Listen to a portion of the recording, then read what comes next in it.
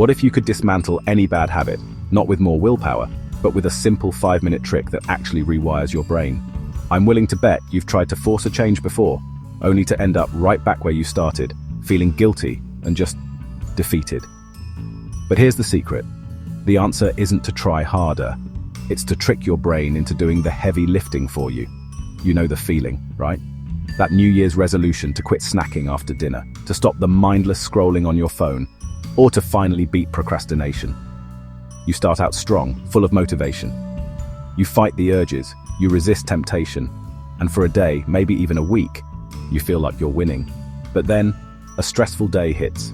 You're tired, your guard is down, and before you know it, you're back in the same old loop. The bag of chips is empty, an hour has vanished on social media, and that big, important task is still sitting on your to-do list.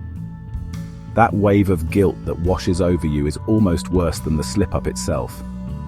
You tell yourself you lack discipline, that you're just not strong enough. But what if willpower was never the right tool for the job? What if the reason you keep failing isn't a personal flaw, but a basic misunderstanding of how your brain is wired to work? Your brain isn't your enemy, it's just incredibly efficient. Think of it like a smart home system designed to save energy. It learns your routines and automates them so you don't have to think about them. We call these automated behaviors habits, and they're run by a powerful, primitive part of your brain that doesn't listen to logic or shame. It listens to a very specific, predictable sequence. Today, we're pulling back the curtain on that sequence. We're not just going to talk about breaking bad habits. We're going to give you a precise, science-backed 5-minute neuro-hack. It works with your brain's natural programming to dismantle any habit from the inside out. This isn't about fighting your brain.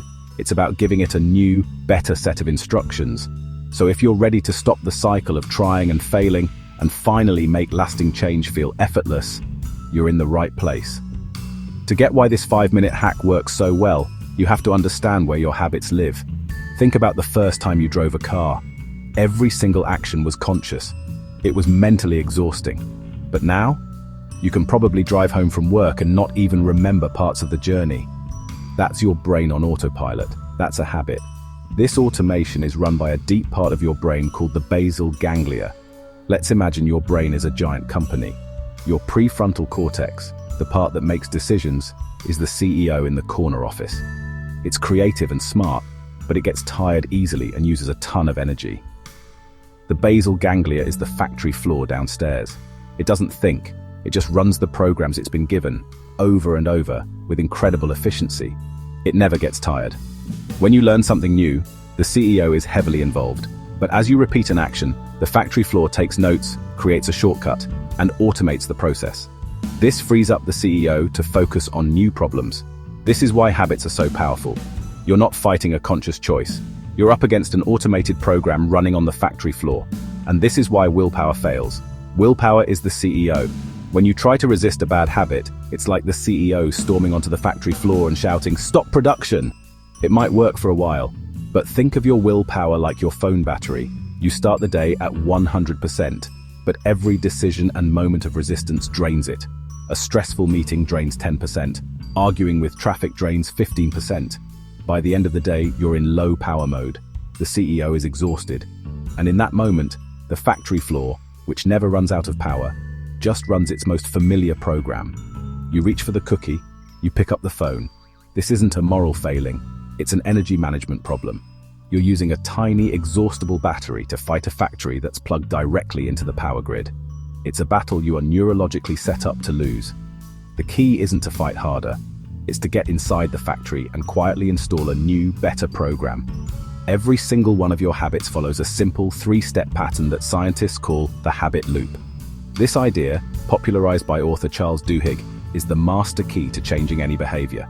The 3 parts are the cue, the routine, and the reward. First, there's the cue. This is the trigger. It's the green light that tells your brain's factory floor which program to run. Cues are often one of 5 things: a location, walking into the kitchen, a time of day, that 3 p.m. slump, an emotional state, feeling stressed, other people, a friend offers you a cigarette, or the action you just finished, closing your laptop. Second, there's the routine. This is the habit itself, the automated program.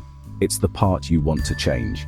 This is the act of eating the snack, opening social media, or procrastinating. And third, there's the reward. This is why the habit exists. The reward is what your brain gets out of the loop. A hit of pleasure, a feeling of relief, or a distraction. When you get that reward, your brain sends out a chemical called dopamine. Think of dopamine as your brain's internal save button. It doesn't just feel good, it tells your brain, that worked, save this cue routine reward combo for future use. It's like putting a gold star sticker on that program, making your brain want to run it again next time. Let's use mindless phone scrolling. The cue might be a moment of boredom while waiting in line. The routine is to pull out your phone and scroll. The reward is a quick escape from boredom. Your brain gets a little dopamine hit, presses the save button, and the loop is strengthened. The next time you feel that flicker of boredom, your brain automatically craves that saved program. This loop runs on its own for dozens of your behaviors every day. This is why just trying to stop the routine is so hard. You're fighting a saved program that your brain is hardwired to crave. The secret isn't to ignore the cue or deny yourself a reward. The secret is to keep the cue, deliver a similar reward, but consciously swap in a new, better routine. And to do that, we have to drag this unconscious process into the light. Okay, let's get practical. This is a 5-minute exercise that uses a scalpel, not a sledgehammer, to change your habits. Step 1. Map your habit loop, the first minute. First, you need to become a scientist of yourself. For the next few days, whenever you catch yourself doing a bad habit, take 60 seconds to deconstruct it. Grab a notebook and answer these questions. What was the cue? What just happened? Be specific. Was it a time, a place, an emotion? For example, it's 9 p.m. I just sat on the couch. I'm anxious about that work project. What is the routine? What did you do? For example, I ate 3 cookies. I scrolled Instagram for 15 minutes. What is the reward? This is the most important part. What craving did the routine satisfy? Are you eating the cookie because you're hungry or because you want a moment of comfort? Are you scrolling to be informed or to get a distraction? Pinpoint the underlying feeling. Don't try to change anything yet. Just observe. This simple act of awareness starts to loosen the habit's automatic grip. Step 2. The 5-minute rule, the core of the hack. Now that you have your map, here's the hack. The next time you feel the cue, you're going to use the 5-minute rule.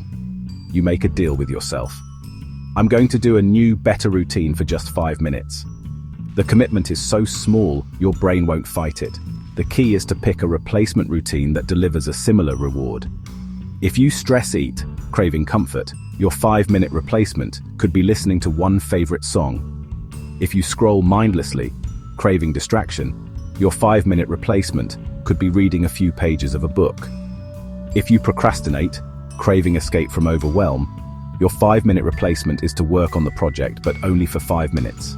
Set a timer. For those 5 minutes, you dive into the new behavior. When the timer dings, you're free. But here's the magic. Getting started is the hardest part. The 5-minute rule is a launch pad. Once you've worked on that project for 5 minutes, the feeling of overwhelm often fades, replaced by focus. This is the neuro part. Think of your habits as paths in a forest. Your bad habit is a wide, well-worn highway. It's effortless to travel. Starting a new habit is like trying to forge a new trail. It's hard work at first. The 5-minute rule is your commitment to walk just a few steps down that new trail each day. During those 5 minutes, you are actively creating this new path. As you do your new routine, pay attention. Notice the urge for the old habit. Just observe it. Ah, there's the urge.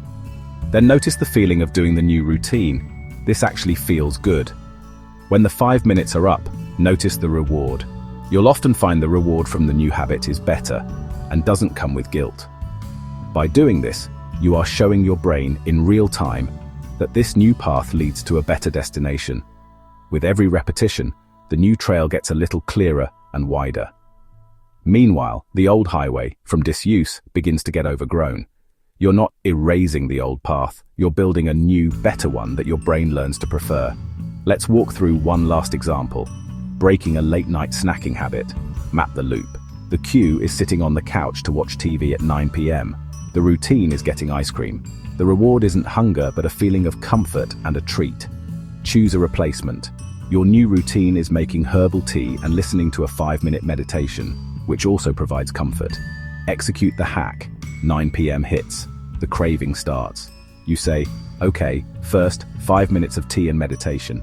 You set a timer. Assess the reward. You sip the tea. You do the meditation. The timer goes off. You check in. You feel genuinely calm. The craving for ice cream has mostly vanished. You've successfully walked the new path and given your brain the reward it wanted. Eventually, the cue of 9 p.m. on the couch will trigger a desire for tea. You haven't just broken a bad habit, you've built a better one. What we've just outlined is a strategic way to work with your brain instead of against it. By understanding the cue routine reward loop, you can diagnose your behavior. By using the 5-minute rule, you create an effortless launchpad for change. And by mindfully interrupting the old loop, you begin to forge a new path in the forest of your mind. The feeling of being trapped by a bad habit is just that, a feeling. Your brain is ready for new instructions. The patterns that feel so unbreakable today can be rewritten. It doesn't take a massive surge of willpower. It just takes a little awareness, a 5-minute commitment, and consistency. You have the blueprint. The only question is, which habit will you start with? Let me know in the comments below what you're going to tackle with this 5-minute neuro-hack. Your journey starts not next month, but with the next cue and the next 5 minutes. If you found this guide helpful and want more science-backed strategies to upgrade your life, make sure to like and subscribe. Thanks for watching, and here's to building a better you 5 minutes at a time.